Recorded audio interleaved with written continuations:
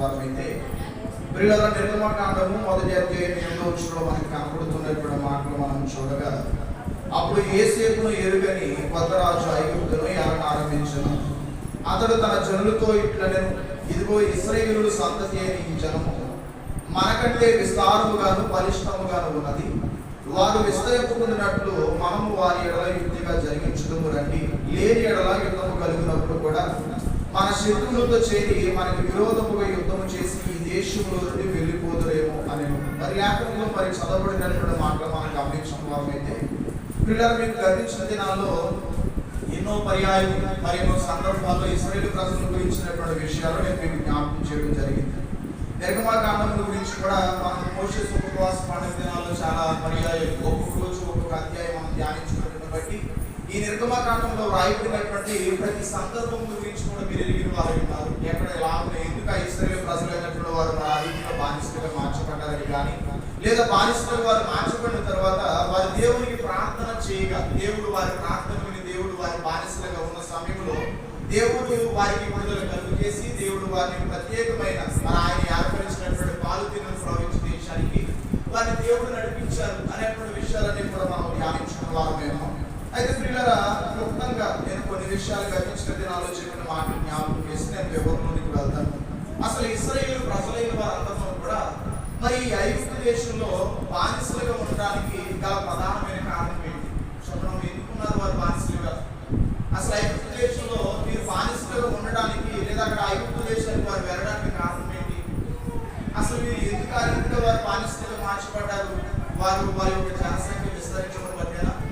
వారందరూ కూడా క్రమంగా దేవుని యొక్క ఉద్దేశమును బట్టి దేవుని యొక్క వాగ్దానమును బట్టి వాగ్దానం నెరవేర్పుగా లేదా వాగ్దానం ఫలింపుగా అబ్రహాము పేరుతో తండ్రి అయిన దేవుడు అన్న మాట ఏంటి అంటే, నేను నీ సంతానమును సముద్రములో ఉన్న ఇసుక రేణువుల వలె నేను విస్తరింపజేస్తాను అన్నారు. ఆకాశంలో ఉన్నటువంటి నక్షత్రముల వలె లెక్కింపలేనంతగా నేను నీ సంతానాన్ని నేను వృద్ధిపరుస్తాను, అభివృద్ధిలోకి తీసుకొస్తానని చెప్పి తండ్రి అయిన దేవుడు అబ్రహాము పేరుతో వాగ్దానం చేశారు. ఆ వాగ్దానం నెరవేర్చడం మీ పట్ల జరుగుతూ ఉంది అనే ఒక ఆలోచనతో ఈ ఐగుప్తు దేశానికి చెందినటువంటి రాజు వీళ్ళని బానిసలుగా చేశాడా? అసలు ఎందుకు వారు అక్కడ ఐగుప్తు దేశంలో వారు బానిసలుగా మార్చబడ్డారు అని మనం ఆలోచన చేసి చూసిన వారైతే పిల్లలు గతించిన దినాల్లో నేను కొన్ని కారణాలను జ్ఞాపకం చేయడం జరిగింది. ఆ కారణాలు ఏంటి అంటే, తండ్రి అయిన దేవుడు ఆయన ఆశ్రయించినటువంటి మనందరినీ కూడా మీరు చాలా శ్రద్ధగా గమనించవలసిన విషయం ఏంటంటే, ఆయన వద్దకు వచ్చినటువంటి మనకు ఆయన ఆశ్రయించినటువంటి మనకు దేవుడు కొన్ని హెచ్చరికలు నిర్దేశించడం మనం గమనిస్తూ ఉంటాం. అంటే దేవుడు దేనినైనా అది ఒక వస్తువుని కానీ, ఒక ప్రాంతమును కానీ, ఒక వ్యక్తిని కానీ, లేదా ఒక క్రియను లేదా ఒక క్రియా సంబంధమైనటువంటి విషయాన్ని కానీ మనల్ని విడిచిపెట్టండి అని దేవుడు మనం హెచ్చరించినటువంటి సమయంలో మనం ఏం చేయాలి అంటే, ఆయన మాటకు లోబడి దేవుడు దేనినైతే విడిచిపెట్టమన్నారో దాన్ని మనం విడిచిపెట్టేవారమైనా దేవుడు దాని వైపు మీరు వెళ్ళొద్దు, దాన్ని మీరు చూడొద్దు, ఆ కార్యం మీరు జరిగించొద్దని చెప్పి దేవుడు మనం ఏదైనా సందర్భంలో మనం హెచ్చరించినట్లయితే మనం ఏం చేయాలంటే అంటే ఆయన యొక్క మాటకు లోబడి ఆయన యొక్క చిత్తాన్ని మనం జరిగించేవారమైనా అలా ఎప్పుడైతే మనం ఉండగలుగుతామో అప్పుడు నిజముగా దేవుని యొక్క ఉద్దేశమును బట్టి పిల్లల మన జీవితం అనేది ఎలా ఉంటుంది అంటే ఆశీర్వాదకరమైనదిగా ఉంటుంది. నిజమన్నారట మనం అలా ఉండాలంటే మనం ఏం చేయాలి? దేవుడు చెప్పింది చెప్పినట్లుగా మనం జరిగించాలి. ఆయన విడిచిపెట్టమన్న వాటిని మనం ఏం చేయాలి అంటే విడిచిపెట్టాలి. అయితే ఈ ఐగుప్తు దేశంలో మీరు బానిసలుగా మారడానికి ఒక కారణం గురించి మనం ఆలోచన చేసి చూసిన వారైతే పిల్లలు గతించిన దినాల్లో చెప్పిన మాటలనే కొన్ని పరిచయ మాటలే జ్ఞాపకం చేసి నేను వివరంలోనికి వెళ్తాను. అయితే ఆదికాండము 12వ అధ్యాయం ప్రారంభోత్సవంలో రాయబడిన మాటలు మనం గమనించి చూసిన వారైతే, యెహోవా అంటున్నారు, నీవు లేచి నీ దేశము నుండి నీ బంధువుల యొద్ద నుండి నీ తండ్రి ఇంటి నుండి బయలుదేరి నేను నీకు చూపించు దేశమును నీవు వెళ్ళు. పిల్లలు ఇక్కడ రాయబడిన మాటలు మనం గమనించి చూసిన వారైతే తండ్రి అయిన దేవుడు ఇక్కడ మన విశ్వాసులకి అందరికీ కూడా జనకుడైన మన తండ్రి గారిని అబ్రహాము గారితో మాట్లాడుతూ ఆయన అన్నమాట ఏంటంటే, అబ్రహ్మ నేను చూపించే దేశానికి ఈ దేశం నుండి నీ బంధువుల ఇంటి నుండి లేదా నీ ఇంటి నుండి నువ్వు ఏం చేయాలి అంటే, నేను చూపించే దేశానికి నీవు వెళ్ళాలి అని దేవుడు ఏం చేశారు అంటే అబ్రహాము గారికి ఒక హెచ్చరిక ఇవ్వడం జరిగింది, లేదా ఒక విషయాన్ని తెలియచేయడం జరిగింది. అయితే దేవుడు అక్కడ అబ్రహాము గారికి ఆ పిలుపునిచ్చిన తర్వాత మరి అబ్రహాము గారు చేసినటువంటి పని ఏంటంటే, దేవుని యొక్క మాటకు లోబడి ఆయన దేవుడు విడిచిపెట్టమన్నటువంటి దేశాన్ని విడిచిపెట్టి దేవుడు ఏ స్థలానికి వెళ్ళమన్నారో ఆ స్థలానికి అక్కడ అబ్రహాము గారు చిత్తానికి కూడా ఇది వెళ్ళడం మనం చూసుకుంటాం. అయితే మీరు ఇక్కడ ఆదికాండం 17వ అధ్యాయంలో పిల్లల 8వ వచనంలో రాయబడిన మాటను కూడా మీరు ఒకసారి గమనించండి. నీకును నీ తరువాతి సంతానములకును ఈ పరదేశి అయిన నీవు పరదేశి అయి ఉన్నటువంటి దేశమును అనగా కనానును దేశమంతటిని నీకు స్వాస్థ్యముగా ఇచ్చి వారికి దేవుడునై ఉండునని అతనితో చెప్పిన ఇక్కడ రాయబడిన మాట చూసినప్పుడు నీకును నీ తరువాత నీ సంతతికి నీవు పరదేశమైన దేశమును అనగా కానానును దేశమంతటిని కూడా నిత్యమైన స్వాస్థ్యముగా ఇచ్చి వారికి దేవుడునై ఉండునని అతనితో చెప్పినట్లుగా చూస్తూ ఉన్నాం. ఇక్కడ తండ్రి అయిన దేవుడు అబ్రహాము గారు అంటూ ఉన్నారు, అబ్రహామ ఈ దేశము అంటే పాలుతేనలు ప్రవహించే కానాను దేశం దేవుడు మాట్లాడుతూ ఆయన అంటారు, ఈ దేశాన్ని కేవలం నీకు మాత్రమే కాదు కానీ నీ తర్వాత సంతానములకు కూడా నేను ఏం చేస్తానంటే నిత్యమైన స్వాస్థ్యము ఇస్తానని చెప్పి దేవుడు చెప్తున్నాడు. అయితే ఇక్కడ మనం గమనించాల్సిన విషయం ఏంటంటే అంటే దేవుడు మనకి ఆయన ఉన్నటువంటి మరి కల్దీయుల ప్రాంతం అక్కడ ఊరు అనబడినటువంటి ప్రాంతాన్ని అబ్రహాం గారు విడిచిపెట్టిన తర్వాత దేవుడు ఆయనతో అన్నమాట ఏంటంటే ఇదిగో నీవు పరదేశమైన కానాను దేశం నీది నీ బిడ్డలైన వారిని కూడా నేను ఏర్పరిచాను, నేను నీకు ఇవ్వడానికి నేను సిద్ధంగా ఉన్నానని చెప్పి దేవుడు ఒక వాగ్దానం చేస్తుంది.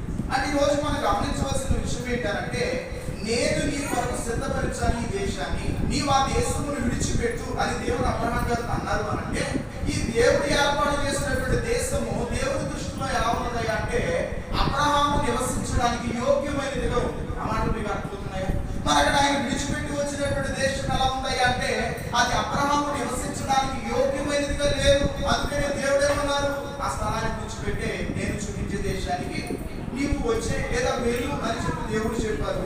అయితే ప్రియులారా అబ్రహాము గారు ఆ రీతిగా దేవుని చిత్తానికి లోబడిన తర్వాత దేవుని చిత్తానికి తను అప్పగించుకుని ఆయన దేవుడు బలమైన స్థలానికి వెళ్ళిన తర్వాత దేవుడు ఆయన ఆస్తిని ఏం చేస్తారయ్యా అంటే ఆయన సమృద్ధిగా ఫలింపజేస్తారు. నిజమంటారా కాదు? ఇప్పుడు మాస్టర్ గారు మరి ఫలముల గురించి ఏదో మాట్లాడుతున్నారు అంటే దేవునికి ఇచ్చిన దాన్ని బట్టి దేవుడు సమృద్ధిగా ఇచ్చారు, ఇస్తారని చెప్పి కొన్ని విషయాలు తెలియజేస్తారు. మరి ఇక్కడ అబ్రహాము గారు మరి అక్కడ దేవునికి ఏమి ఇచ్చారు అని అంటే ఒక ఫలములు కాదు కానీ తన జీవితాన్ని దేవునికి సమర్పించారు. మరి ఒక ఫలం ఇస్తేనే దేవుడు అంత సమృద్ధిని ఇస్తే పిల్లలు ఆయన జీవితాన్ని దేవునికి సమర్పించుకుంటే దేవుడు ఏమి ఇస్తారు చెప్పడమ్మా? ఆయన చిత్తానికి తను సమర్పించుకుంటే దేవుడే ఏమి ఇస్తారయ్యా అంటే ఇంకా అంతకంటే ఎక్కువ రెట్టింపు ఆశీర్వాదాన్ని ఇస్తారు, అంతకంటే గొప్ప ఎక్కువగా బహుమానం కూడా ఆయన దయచేవారై ఉన్నారు. ఆ రీతిగా పిల్లలు అబ్రహాం గారికి దేవుడు సంతానం ఇచ్చారు, లేదా అక్కడ సంతోషం ఇచ్చారు, లేదా అక్కడ ఆయన ఆస్తిని ఇచ్చారు, పశువుల మందులు ఇచ్చారు, దాసులు ఇచ్చారు.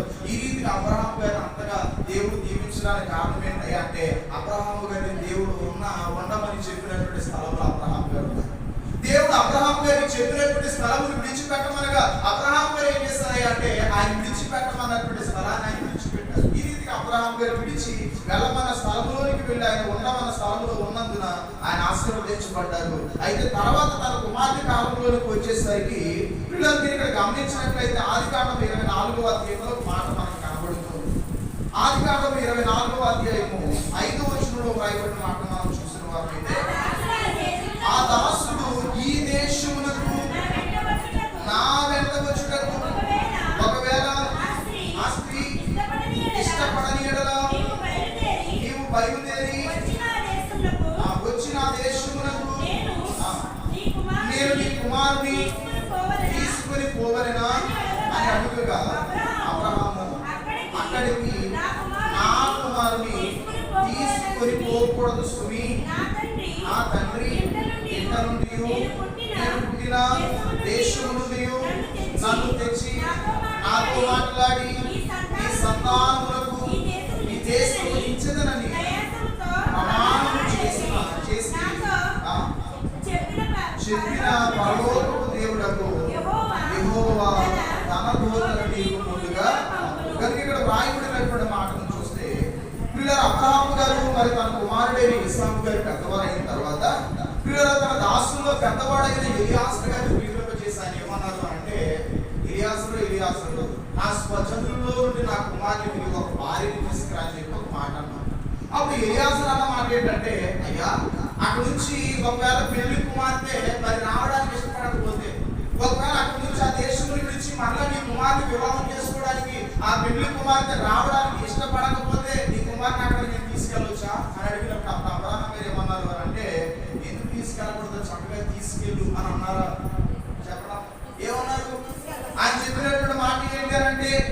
ఏమాత్రము కూడా నా కుమారుని నీవు ఆ స్థలములోనికి నీవు తీసుకెళ్ళకూడదు. అంటే మీరు గమనించవలసినటువంటి విషయం ఏంటయ్యా అంటే, నా దేవుడు చెప్పినటువంటి మాట ఏంటో తెలుసా? దేవుడు అన్నారు, నేను చూపించే దేశానికి నీవు వెళ్ళాను కనుక అక్కడ విడిచిపెట్టి వచ్చిన దేశానికి ఎవరు వెళ్ళకూడదు. ఆ మాట మీకు అందరికీ అర్థమవుతున్నాయా? అబ్రహాం గారు విడిచిపెట్టమన్న దాన్ని విడిచిపెట్టడాన్ని బట్టి ఆయన ఏమయ్యారని చెప్పుకుంటున్నాము, ఆశీర్వదింపబడ్డారని చెప్పుకుంటున్నాం. ఆ మాట అర్థమవుతున్నాయా? అలాగే ఇస్సాకు గారిని కూడా ఆయన విడిచిపెట్టమన్న స్థలానికి ఆయన పంపించడానికి ఇష్టపడ్డారా?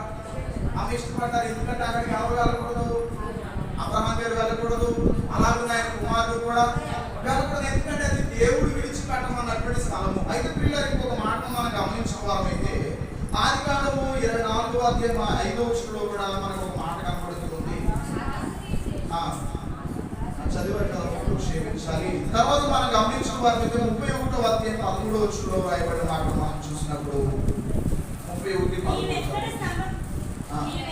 నీవెక్కడ స్తంభము మీద నూనె పోసి ఆ నూనె పోసినవో, ఎక్కడ నాకు మొక్కుబడి చేసినవో ఆ బేతేలు దేవుడను నేనే. ఇప్పుడు నీవు లేచి ఈ దేశములో నుండి బయలుదేరి నీవు పుట్టిన దేశమునకు తిరిగి వెళ్ళుమని నాతో చెప్పినాడు. కనుక పిల్లలు ఇక్కడ యాకోబు గారి యొక్క కాలంలో కూడా పిల్లలు ఇక్కడ యాకోబు గారితో తండ్రి అయిన దేవుడు మాట్లాడిన మాట ఏంటంటే, యాకోబు నేను చూపించే దేశానికి నీవు వీళ్ళు ఎక్కడికి వెళ్ళమంటున్నారు, ఎక్కడి నుంచి వెళ్ళమంటున్నారు అని అంటే, యాకోబు గారు తన సహోదరుడైన మరి యాకోబును మోసం చేసి ఆయన ఎక్కడికి వెళ్ళిపోయారు చెప్తామా? తన మామయ్య అయిన లాబాను గారికి వెళ్తారు. అక్కడికి వెళ్ళిపోయిన తర్వాత 7 సంవత్సరాల పని కాస్త పనివారిగా పనిచేసిన యాకోబు కాస్త 14 సంవత్సరాలు పనిచేస్తారు. కొన్ని శ్రమలన్నీ కూడా అనిపించిన తర్వాత దేవుడు అక్కడ యాకోబుతో చెప్పిన మాట ఏంటంటే, యాకోబు నీవు నీ పుట్టినటువంటి దేశానికి నీవు వెళ్ళిపోవాలి. ఎందుకంటే నీవు ఇక్కడ ఉండకూడదు, నేను నీకు స్వాస్థ్యముగా ఏర్పాటు చేసిన దేశము పేరు అని చెప్పి యాకోబు గారికి చెప్పిన తర్వాత యాకోబు గారు కూడా ఏం చేశారయ్యా అంటే, దేవుడు చెప్పిన దేశానికి వెళ్ళిపోయారు. ఇలాగే మనం చెప్పుకునే సమయం చాలా అవుతుంది. తర్వాత మరి యాకోబు గారి యొక్క కుమారుల కాలానికి వచ్చేసరికి యాకోబు గారికి ఎంతమంది కుమారులు ఉన్నారు? అబ్రహాం గారి కాలంలో అబ్రహాం గారి విడిచిపెట్టమన్న దేశాన్ని విడిచి దేవుడు చూపించే దేశానికి వచ్చారు. ఇస్సాకు గారి కాలంలో అబ్రహాం గారు ఎక్కడైతే ఉన్నారో ఆ స్థలంలో ఆయన స్థిరుడిగా అక్కడ ఆయన నివసించారు. అలాగే యాకోబు గారి కాలంలో కూడా ఆయన వేరు ప్రాంతంలోకి వెళ్ళినప్పటికీ కూడా దేవుడు ఉండమన్న స్థలంలోనికి ఆయన వచ్చారు. మరి ఆ యాకోబు గారి కుమారుల కాలంలోకి వచ్చేసరికి పిల్లరా, ఆ యాకోబు గారి 12 మంది కుమారులు ఒక్కడైన యోసేపు గారు మరి కరువు కాలంలో ఆయన ఐగుప్తు దేశానికి రాజు అయిన తర్వాత ఇశ్రాయేలు ప్రజలు అంటే ఇక్కడ యాకోబు గారి యొక్క సంతానం అంతా కూడా ఏం చేశారయ్యా అంటే, మిగిలిన 11 మంది కుమారులు కూడా ఏం చేశారయ్యా అంటే ఐగుప్తు దేశానికి ఆ కరువును తప్పించుకోవడానికి అని చెప్పి అక్కడికి వారు వెళ్ళిపోయారు. ఆ మాటలు మీకు అర్థమవుతున్నాయా? ఏ ప్రాంతాన్ని విడిచి వెళ్ళారు వాళ్ళు? అమ్మా, ఏ ప్రాంతాన్ని విడిచి వెళ్ళారు చెప్పండి అమ్మా. వాళ్ళు అప్పటి వరకు యాకోబు గారు ఎక్కడ ఉన్నారు? దేవుడు ఏ స్థలంలో ఉండమన్నారో ఆ స్థలంలో, దేవుడు వారికి స్వాస్థ్యముగా ఏర్పాటు చేసినటువంటి దేశంలో వారు ఉంటే, ఆ కరువు కాలంలో ఏం చేస్తారయ్యా అంటే వారు ఐగుప్తు దేశానికి వెళ్ళిపోయారు. అవునంటారా కాదు? కరువు 7 సంవత్సరాలు ఉంటుందని యోసేపు గారు చెప్పారు. 7 సంవత్సరాలు పంట సమృద్ధిగా పండుతుంది, తర్వాత 7 సంవత్సరాలు కరువు వస్తుంది. కాబట్టి ముందుగా పండినటువంటి పంటను జాగ్రత్త చేసుకుంటే కరువు కాలంలో మీరు బ్రతుకుతారని చెప్పారు. మరి అక్కడ 7 సంవత్సరాలు సమృద్ధిగా ఉన్న సమయంలో ఇక్కడ ఇశ్రాయేలు ప్రజలు అంటే యాకోబు కుటుంబానికి అక్కడ ఆహారం అవసరం లేదు, ఏ దేశానికి వెళ్ళవలసిన అవసరం రాలేదు. కానీ కరువు కాలం వచ్చేసరికి 7 సంవత్సరాలు కూడా వారు తమ యొక్క మరి జీవనాన్ని కొనసాగింపు చేయడానికి వారు ఏం చేయాల్సి వచ్చింది అంటే ఐగుప్తు దేశానికి అంటే దేవుడు స్వాస్థ్యముగా ఏర్పాటు చేసిన దేశాన్ని విడిచిపెట్టి వారు ఐగుప్తు దేశానికి వెళ్ళాల్సి వచ్చింది. మరి కరువు కాలం 7 సంవత్సరాలు అయిపోయిన తర్వాత వీళ్ళు ఏం చేయాలి? ఎక్కడికి రావాలి?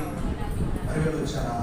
ఇప్పుడు మనం చదువుకున్నటువంటి నిర్గమకాండం 1వ అధ్యాయం 8వ వచనంలో రాయబడిన మాట ఏంటంటే, అప్పుడు యోసేపును ఎరుగని కొత్త రాజు ఐగుప్తుని యాతన ఆరంభించాడు. అంటే అక్కడ యోసేపు గారు ఒక రాజు అయి ఉన్నారు కదా, ఆ రాజు తర్వాత రాజుగా దేవుడు అక్కడ ఉన్నతమైన అధికారం యోసేపుకి ఇస్తే మీరు వెళ్ళి ఆ కరువు కాలంలో అక్కడ నివసించిన తర్వాత వారు ఏం చేయాలంటే, కరువు అయిపోయింది కాబట్టి మరలా మనం ఎక్కడికి రావాలి? మన దేశానికి మనము రావాలి అన్న ఒక ఆలోచనతో వారు ఏం చేయాలి అంటే, ఆ దేవుడు స్వాస్థ్యముగా ఏర్పాటు చేసిన దేశానికి రావాలి. మీకు అందరికీ నయోమి గారి గురించి తెలుసా? ఎర్ర నయోమి గారు కాదు, బైబిల్లో కనబడిన నయోమి. ఎంతమందికి తెలుసు? అందరికి తెలుసా? ఆమె ఏ దేశానికి వెళ్ళారు? ఆమె మోయాబు. ఏ ప్రాంతాన్ని విడిచిపెట్టారు? బెత్లెహేమ్ అనే రొట్టెల పురమును, రొట్టెల ఇల్లును విడిచిపెట్టి ఆమె ఎక్కడికి వెళ్ళారయ్యా అంటే మోయాబు దేశానికి వెళ్ళారు. అక్కడికి వెళ్ళిన తర్వాత మరి చాలా శ్రమలు అనిపించారు, చాలా ఇబ్బందులు అనిపించారు. ఆమె అక్కడ నుంచి అక్కడ వెళ్ళిపోవడానికి కారణం ఏంటంటే ఈ రొట్టెల ఇల్లులో, ఈ బెత్లెహేములో ఏం ఏర్పాటు చేయబడతాయి అంటే కరువు వచ్చిందని చెప్పి కూడా అక్కడికి వెళ్ళిపోయారు. ఇప్పుడు మరి అక్కడ కరువు తీరిన తర్వాత మరలా మేము ఏం చేశారయ్యా అంటే మరలా ఎక్కడికి వచ్చారు? ఆ దేశానికి ఆమె మరలా బెత్లెహేముకు వారి బంధువుల ద్వారా పిలుపు రావడాన్ని బట్టి మరలా అక్కడికి వచ్చారు. అక్కడ మరలా ఆమె రావడాన్ని బట్టి ఏ సంపాదించుకుందా అంటే ఉన్నతమైనటువంటి స్థితిని సంపాదించుకున్నారు. బోయాజానుడైనటువంటి ఒక గొప్ప ధనవంతుడైనటువంటి వ్యక్తిని దేవుడు వారికి ఒక ఆధారంగా, ఒక కాపరిగా, ఒక యజమానుడిగా దేవుడు ఏర్పాటు చేశారు. ఇదంతా మీకు తెలిసిన విషయమే. అయితే కరువు కాలం తర్వాత వారు ఏం చేయాలి అంటే వారు దేవుని సన్నిధిలోనికి, సహవాసంలోనికి, లేదా దేవుడు స్వాస్థ్యముగా ఏర్పాటు చేసిన ఆ దేశంలోనికి వారు రావాలి. కానీ వారు ఏం చేయలేదయ్యా అంటే వారు రాలేకపోయారు. ఈ రోజు నేను ఈ విషయాలన్నీ కూడా నేను జ్ఞాపకం చేయడానికి గల ప్రధానమైన కారణం ఏంటంటే అంటే దేవుడు ఒక స్థలమును కానీ, లేదా ఒక వ్యక్తిని కానీ, లేదా ఒక మరి పనిని కానీ, ఒక పద్ధతిని కానీ మనల్ని విడిచిపెట్టాలి, విసర్జించాలి అని హెచ్చరించినప్పుడు మనం ఏం చేయాలి అంటే ఆయనకు లోబడి వాటిని మనం విసర్జించాలి. ఆ మాట మీకు అర్థమవుతున్నాయా? దేవుడు విసర్జించమని చెప్పినవన్నీ కూడా దేవుని దృష్టికి ఏమై ఉన్నాయంటే అంటే హేయమైనవి. అందరూ చెప్పడం ఏమై ఉన్నాయంటే హేయమైనవి. కాబట్టి మనం విడిచిపెట్టవలసిన హేయమైన వాటిని నేను చెప్పి నేను వాటిని ముగిస్తాను. పిల్లలు మనం విడిచిపెట్టవలసినటువంటి హేయమైనవి మొట్టమొదటివి ఏంటయ్యా అంటే హేయమైన వస్తువులు. ఏం విడిచిపెట్టాలమ్మా?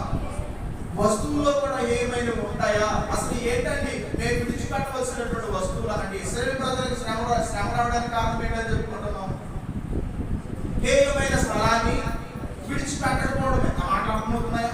వాళ్ళకి ఆ శ్రమ రావడానికి 430 సంవత్సరాలు వారు బానిసలుగా మార్చుకోవడానికి కారణం ఏంటంటే అంటే ఒక హేయమైన స్థలాన్ని విడిచిపెట్టకుండా వారు అక్కడే ఉండి ఇదే సంతోషం అన్నట్టుగా వారు ఉన్నారు కనుక వారు ఆ శ్రమ అనిపించాలని చెప్పుకుంటూ ఉన్నాము. మరి దేవుని యొక్క వాక్యంలో రాయబడిన మాటలు బట్టి మనం చూస్తే ప్రియులారా, మనం విడిచిపెట్టవలసినవి, మనం విసర్జించవలసినవి ఏంటి అంటే హేయమైన వస్తువులు. మనం చెప్తున్నామా? హేయమైన ఏంటంటే హేయమైన వస్తువులు. హేయమైన వస్తువులు కూడా ఉంటాయా అని మీరు అంటే నేను హేయమైన వస్తువులు మనతో అంటే మనకి ఏం కలుగుతుంది, మనం ఏం సంపాదించుకోలేమని కొన్ని విషయాలు వాక్యంలో నుండి నేను చూపిస్తాను. పిల్లలు మొట్టమొదటిగా మనము యెహోషువ గ్రంథం 7వ అధ్యాయము 2-3 వచనాల్లో రాయబడిన మాటలు మనం గమనించిన వారైతే యెహోషువ గారు అంటూ ఉన్నారు, మీరు వెళ్ళి ఆ దేశమును వేగు చూడడని బేతేలు తూర్పు దిక్కున బేతావేము దగ్గరనున్న హాయిను పురమునకు ఎరుకో నుండి వేగులు వారిని పంపగా వారు వెళ్ళి హాయి పురమును వేగు చూసి యెహోషువ యొద్దకు తిరిగి వచ్చి జనులందరినీ వెళ్ళనీయకుము 2-3 వేల మంది వెళ్ళి హాయిని పట్టుకొని వచ్చును. జనులందరూ ప్రయాసపడి అక్కడికి వెళ్ళనేలా హాయి వారు కొద్దిగా ఉన్నారు కదా అనేది ఇక్కడ రాయబడిన మాటను మనం గమనించుకోవాలైతే మనము వేటిని అనగా హేయమైన వాటిని అనగా హేయమైన వస్తువులను ఎందుకు విడిచిపెట్టాలి? అసలు ఏంటంటే ఈ హేయమైన వస్తువులు అని మనం ఆలోచన చేసి చూసిన వారైతే మీకు ఈ సందర్భాన్ని నేను వివరించిన తర్వాత ఆ మాటను జ్ఞాపకం చేస్తాను. పిల్లలు మీకు అందరికీ కూడా తెలుసు, మరి ఇశ్రాయేలు ప్రజలకు నాయకులు ఏర్పాటు చేయబడినటువంటి కాపరి మోషే గారు. అవునంటారా కాదు? ఆయన తర్వాత మరి ఇశ్రాయేలు ప్రజలకు దేవుడు కాపరిగా ఏర్పరిచారు. అంటే ఆ 5 పుస్తకాల తర్వాత ధర్మశాస్త్ర గ్రంథం తర్వాత వచ్చే 6వ పుస్తకమైన ఏ పేరున్న పుస్తకం పేరు, గ్రంథం పేరేంటి? యెహోషువ. యెహోషువ గారు ఏమై ఉన్నారయ్యా అంటే మోషే గారి యొక్క శిష్యుడై ఉన్నారు. ఆ బాధ్యత మనంతా కూడా మోషే గారి అనంతరం ఎవరికి అప్పగించబడింది అంటే యెహోషువ గారికి అప్పగించబడింది. అయితే పిల్లలు వీరు మరి అక్కడ పాలతీయులు ప్రవహించే దేశాలు వారు స్వాధీనపరుచుకునేటువంటి సమయంలో ఇక్కడ ఈ యెహోషువ గారు ఏమన్నారంటే కొంతమందిని తన దాసులను పిలిపించి అక్కడ ఉన్నటువంటి పనివారిని పిలిపించి మీరు హాయి పురములకు వెళ్ళి అక్కడ ఎంతమంది ఉన్నారు, అసలు వారి యొక్క జనసంఖ్య ఏంటి, వారి బలం ఏంటి, మనం వారి మీద యుద్ధం చేస్తే గెలవగలమా గెలవలేమా, కొన్ని విషయాలు తెలుసుకుని రండి అని చెప్పి ఈ యెహోషువ గారు యెహోషువ గారు ఏం చేశారంటే ఈ హాయి అనే పట్టణానికి కొంతమందిని వేగులు వారు పంపించారు. ఎవరు పంపించారు? వేగులు వారు అంటే వెళ్ళి వేగి చూసి వచ్చేవారు అని అర్థం. అయితే ఈ వేగులు వారు వెళ్ళారంట. అక్కడ ఆ దేశం అంతటి కూడా పరిశీలించిన తర్వాత అక్కడ వాళ్ళకి అర్థమైన విషయం ఏంటంటే హాయిలో ఉన్న వాళ్ళు పెద్ద బలవంతులే కాదు, వాళ్ళు పెద్ద జనసంఖ్య కలిగిన వాళ్ళు కూడా ఏమీ కాదు. కాబట్టి వాళ్ళు తిరిగి వచ్చి యెహోషువ గారు అంటారు, అయ్యా మనం 2000 మంది కానీ 3000 మంది కానీ వెళ్తే చాలు, ఇది లక్షల మంది వారి మీదకి మన యుద్ధానికి వెళ్ళక్కర్లేదు. ఎందుకు మనకంత టైం వేస్ట్, లేకపోతే ఎందుకు మనం అంత ప్రయాసపడతాం, వాళ్ళ మీద చాలా తేలిగ్గా మనం నగ్గించి లేదా కలవచ్చు అన్నట్టు ఏం చెప్తారు అంటే వారిని చాలా బలహీనులుగా ఇచ్చి యెహోషువ గారితో చెప్పడం జరిగింది. అయితే పిల్లల తర్వాత జరిగిన విషయం గొప్ప సంగతి ఏంటంటే వారు యుద్ధానికి వెళ్ళారు. పిల్లలు జరిగినటువంటి సంగతి గురించి మనం ఆలోచన చేస్తే మన చదవం తర్వాత వచ్చినారు. కాబట్టి 7వ అధ్యాయం 4వ వచనం నుంచి, కాబట్టి జనులలో ఇంచుమించు 3000 మంది అనేది తెలియదు కానీ వారు ఆగి వారి యొక్క నిలవలేక పారిపోయేది. అప్పుడు ఆగి వారిలో 36 మనుషులను చేశారు. అంటే పిల్లలు మీరు గమనించాలి, ఇక్కడ 2000 మంది వెళ్తే చాలు, 3000 మంది వెళ్తే చాలు, వాళ్ళు చాలా బలహీనులు అని అక్కడ వేగులు వారు చెప్పిన మాటను బట్టి యెహోషువ గారు కేవలం 10 మందిని తీసుకెళ్ళారు. తీసుకెళ్ళిన తర్వాత జరిగిన విషయం ఏంటి? గెలిచారా?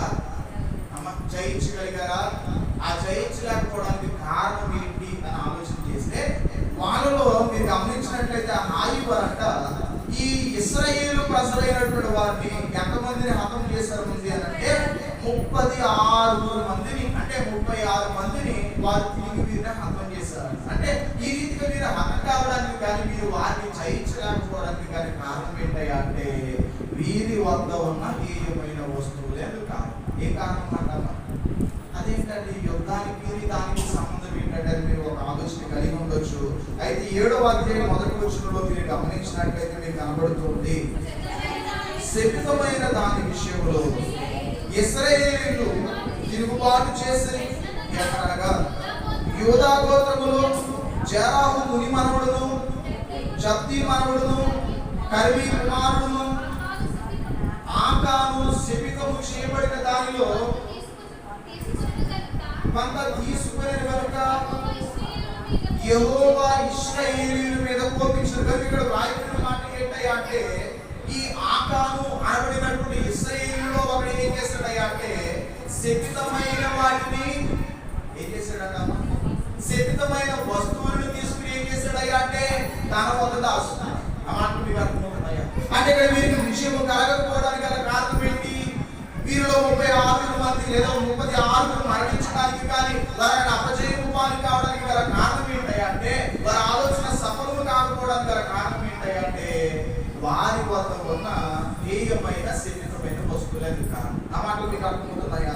అందుకనే పిల్లలు ఇక్కడ తండ్రి అయిన దేవుడు అంటారు, ఈ యెహోషువ గారి తండ్రి దగ్గరికి వెళ్ళి అంటారంట, ఆయన తన వస్త్రములు చింపుకుని దేవుని సేతులైన మరి అంటారు, అయ్యా ఏంటిది? ఆలోచన నుంచి రాయబడిన మాటలు మీరు చూస్తే యెహోషువ తన బట్టలు చింపుకొని తాను ఇశ్రాయేలుకందరును సాయంకాలం వరకు యెహోవా మందసము ఎదుట నేల మీద ముఖములు మోపుకొని తమ తలల మీద ధూళి పోసుకొనుచు, అయ్యో ప్రభువా యెహోవా మమ్మును నశింపచేయునట్లు అమోరీల చేతికి మమ్మును అప్పగించుటకు ఈ జనులను యోర్దాను నీవెందుకు దాటించింది? మీరు ఇక్కడ గమనించినట్లయితే ప్రియులారా, అక్కడ హాయి వారిని జయించని సమయంలో అపజయమితులైన సమయంలో ఈయన అంటారు, నీవు మమ్మల్ని ఎందుకు యోర్దాను దాటించావు? అసలు ఎందుకు మాకు ఇక్కడ ఈ సమయంలో నీవు విజయమునివ్వలేదు అని అంటే 11వ వచనంలోనికి వచ్చేసరికి అక్కడ తండ్రి అయిన దేవుడు అంటారు,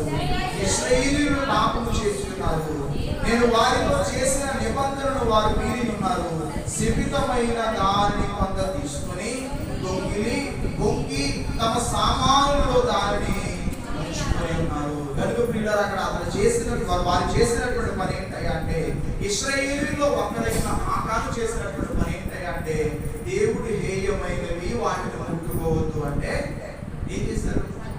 ఈ ఆకాన్ని ఎవరో చూడట్లేదు కదా అని చెప్పి శపితమైన వాటిని తెచ్చి ఇంట్లో పెట్టుకున్నారు. ఈరోజు మనం కూడా చాలా సందర్భాలు ఏమనుకుంటాం తెలుసా? ఎవరు చూడట్లేదు కదా, అవునంటారు కదా, ఎవరు వినట్లేదు కదా, ఎవరికి తెలియదు కదా అని ఒక ఆలోచన మనం కలిగి ఉంటాం. కానీ సమస్తమును కూడా ఎరిగిన దేవుడు మనం చూస్తున్నారన్నటువంటి విషయాన్ని మాత్రం మనం మర్చిపోతాం. నిజమంటారా కదా? అంటే పిల్లలు మనం గమనించవలసిన విషయం ఏంటి అంటే, ఆయన తీసుకున్నటువంటి ఏమైన వస్తువులు తీసుకువెళ్ళి తన గుడారంలో ఆయన దాచుకుంటే ఎవరికి తెలియదు అనుకున్నారు, కానీ ఎవరికి తెలుస్తుంది? ఈరోజు చాలా మంది కొన్ని వస్తువులు వేసుకునేవి ఉన్నాయనుకోండి, తప్పు అయిపోతుంది. శపితమైన వస్తువులు అంటే ఏంటనుకుంటున్నారు? దొంగతనం చేసినవి కానీ, అవునా, మనది కానీ మన ఇంటి ఎంట ఉంచుకుంది కానీ అది ఏదైనా కూడా ఏమవుతుంది అంటే శపితమైనది. అందుకే నిర్గమకాండం 20వ అధ్యాయంలో తండ్రి దేవుడు ఏమన్నారు అంటే, దొంగిలించకూడదు అన్నారు. అవునా కదా?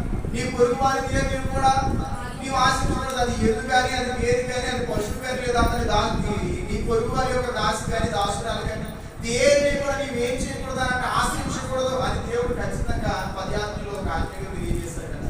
మరి దొంగిలించి మన ఇంట్లో ఉంచుకున్నాం అనుకోండి, ఎవరు చూడకుండా దొంగతనం చేస్తే దొంగ దొర అయిపోతాడా? అన్నాదా? నిద్ర వస్తుందా? అన్నాదా? బాగానే ముగించేస్తాను. ఎవరో చూడకుండా దొంగిలించి ఇంట్లో దాచుకుంటే దొంగ దొర అవుతాడా? దేవుని దృష్టిలో దొంగే, అవునా కాదు? ఎవరికి తెలియదుగా నేను తెచ్చుకున్నా ఇంట్లో పెట్టుకున్నానని ఎవరికి తెలుస్తుంది? ఎలా తెలుస్తుంది అని ఒక ఆలోచనతో మన ఇంట్లో దాచిపెట్టుకున్నాం అనుకోండి, మనది కానీ మన ఇంట ఉండడం సాంబం. నిజమంటారా కదా? అందుకని ప్రియులారా, ఇతరులైన వారి ఏవి కూడా అవి మనకి ఎంత సంతోషాన్ని ఇచ్చేవై, అవి ఎంత మనం కోరుకున్నవైనా మనకి కాని వాటిని మనం ఏం చేయకూడదు అని అంటే, దేవుడు హేయమైనవి నీది కాదు, నీ ఇంట ఉండకూడదని మనం చెప్పినప్పుడు వాటిని ఎంత మనకి సులువుగా వచ్చినా కూడా, ఎంత సులువుగా మనం పొందగలిగిన స్థితిలో ఉన్నా కూడా మనం వాటిని తెచ్చి మన ఇంట్లో పెట్టుకుంటాం. ఆ మాటని వాడుతున్నాం. అందుకనే శపితమైనవి ఉండడం బట్టి అక్కడ వారికి ఏం కలిగిందయ్యా అంటే అపజయం. అందరూ చెప్పడమ్మా, ఈరోజు మన జీవితాలు బాగుండాలంటే, మన కుటుంబాలు బాగుండాలంటే, మన ఆర్థిక స్థితి ఇంకా బలపరితమైనదిగా ఉండాలి అంటే మనలో శాపకరమైనవి మన ఇంట్లో కానీ, మన గృహంలో కానీ, లేదా మన కుటుంబంలో కానీ ఏవి కూడా ఉండకూడదు. ఆ మాట అడుగుతుంటున్నారు. మనవి అని అనుకున్న వాటిలో మనవి కానివి ఉన్నట్లయితే వాటి వల్ల ఖచ్చితంగా మనకి శ్రమ అనేది తప్పులు ఎదురవుతుందనే విషయాన్ని మనం గ్రహించాలి. మీకు ఒక ఉదాహరణ నేను జ్ఞాపకం చేస్తాను. అయ్యా, హైవేలు పడుకోవడం అది పెద్ద విషయమా? ఆ వస్తువులు బట్టి వారికి అపజయం కలిగిందని ఎలా చెప్పగలుగుతున్నావు అని అంటే, నేను ఒక చిన్న మాట నేను వాక్యంలో నుంచి నేను చూపిస్తాను. పిల్లల యెహోషువ గ్రంథంలోని రాయబడినటువంటి ఒక మాట నేను చూపిస్తాను.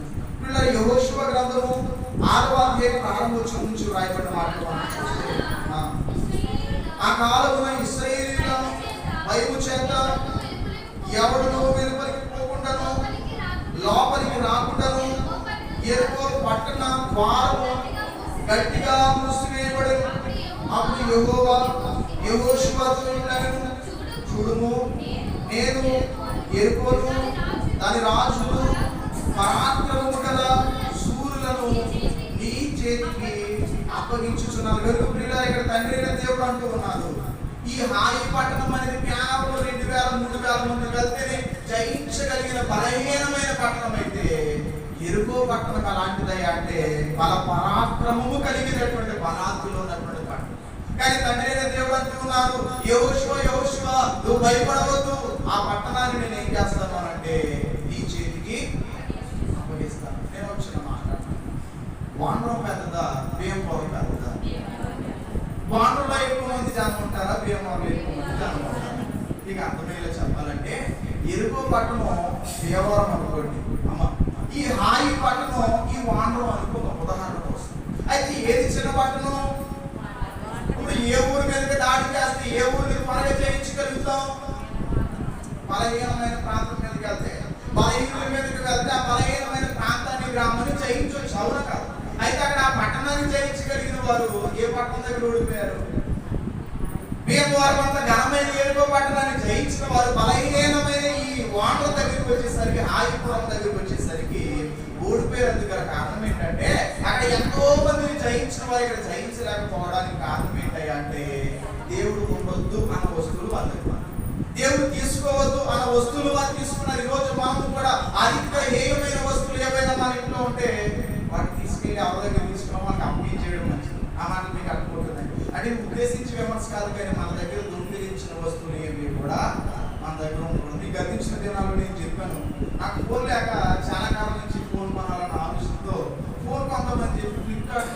రకాల ఫోన్లు చూస్తుంది. మీరు నమ్మరు, OnePlus అని ఫోన్ చూస్తే సుమారుగా 35,000 40,000 రేట్లు ఉన్నాయి.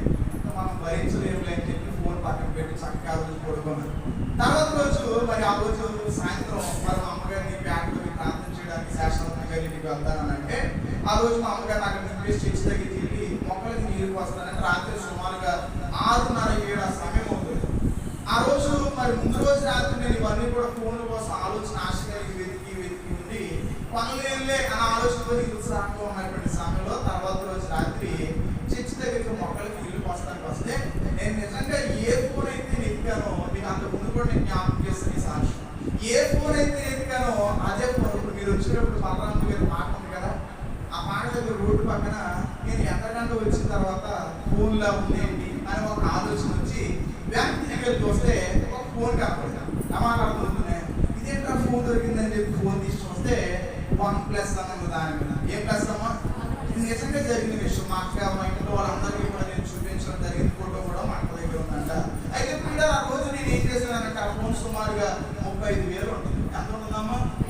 నా ఫోన్ జేబులో పెట్టుకుని చక్కగా సిమ్ తీసేసి వేరే వాళ్ళ దగ్గరికి పట్టుకెళ్ళి దాని సాఫ్ట్వేర్ మార్కెట్ చేసి ఏదో ఒకటి చేసి నేను ఉపయోగించుకుంటే దేవుడు ఇచ్చిన బహుమానం అవుదా? అవుతుందా? ఈ చేసిన పని ఏంటంటే ఆ ఫోన్ పట్టుకుని మొక్కలకి నీళ్ళు పోయాలని పని మీద వచ్చాను కాబట్టి అటు నుంచి అటు వెళ్ళిపోకుండా పని చేయాలని చెప్పి దేవుని సన్నిధికి వచ్చి నేను ఒకటి అనుకున్నాను. అయితే ఈ ఫోన్ ఎవరిదో నాకు మీరు నేను ప్రార్థన చేసి నేను కోరుకున్నాను, నా కోరికను బట్టి పోస్తాను తృప్తిపరచడానికి మీరు ఇచ్చారు నేను అనుకోవడానికి ఎందుకంటే ఇది నాది దొరికిందని సంతోషిస్తాను. బాగానే ఉంది. మరి బాగుంటున్న వాళ్ళ పరిస్థితి ఏంటని ఆలోచిస్తూ వాళ్ళు ఎవరైనా ఫోన్ చేస్తే బాగుంటుందో అని అనుకుని ఆలోచన కలిగి నా పని నేను చేసుకుంటుంటే ఒక ఆయన ఫోన్ చేశారు. ఎందుకు అప్పుడు ఫోన్ ఇస్తాను, అయ్యో ఫోన్ నా దగ్గర ఉందండి, మీరు పర్వాలేదు వాటర్ ఇక్కడికి మరి ముందు దగ్గరికి వస్తే నేను ఇస్తానంట. అంతా ఇలా పెద్ద కూరలు వస్తానండి. బండ్లు పైన అక్కడ స్కూటీకి ఆయన పైన